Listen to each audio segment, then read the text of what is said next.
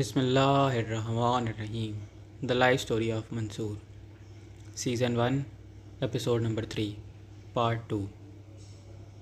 میں نے دباؤ تھوڑا کم کیا تو اس نے کہا کہ لڑکیاں ماڈل ٹاؤن کی ایک کوٹھی میں ہیں۔ ان لڑکیوں کو فلموں میں کام کرنے کا بہت شوق تھا۔ ایک دن ایسے ہی میں نے رانگ کال ملائی تو ان میں سے ایک لڑکی شہلا سے میری بات ہوئی۔ لڑکی ابھی ٹین ایجر تھی، فلمیں شوق سے دیکھتی تھی اور خیالی پلاؤ والی سوچیں رکھتی تھی۔ میں نے اس کو کہا کہ تم خود کیوں نہیں فلموں میں کام کرتی، میں کام دلواؤں گا، میرے بہت تعلق ہیں فلم انڈسٹری میں۔ اس طرح اس کی دوسری دونوں سہیلیوں سے بھی بات ہو گئی۔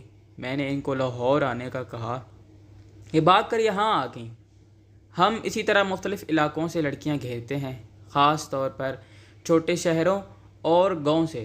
وہاں کی لڑکیاں سادہ ہوتی ہیں، جلدی جھانسے میں آ جاتی ہیں۔ آج رات کو ہم نے لڑکیوں کو ٹرالے کے ذریعے کراچی بھیجنا ہے اور وہاں سے شپ کے ذریعے تھائی لینڈ، سنگاپور وغیرہ میں بھیجا جائے گا۔ وہاں انڈین، تھائی اور رشین مافیا ان کو جسم فروشی کے لیے خریدتی ہیں۔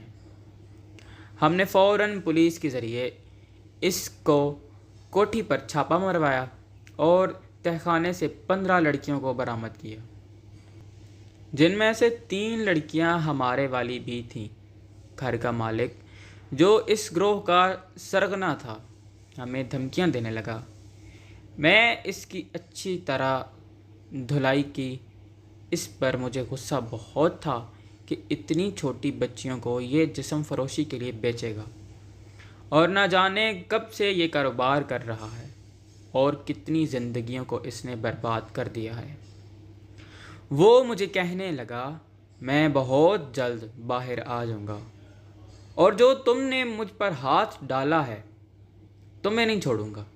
اچانک میں واپس مڑا اور اس کا دایاں بازو پکڑ کر موڑا اور کھڑی چاپ کا ایک وار اس کی الٹی کوہنی پر کیا تو تڑاک سی آواز اچانک گونج پڑی۔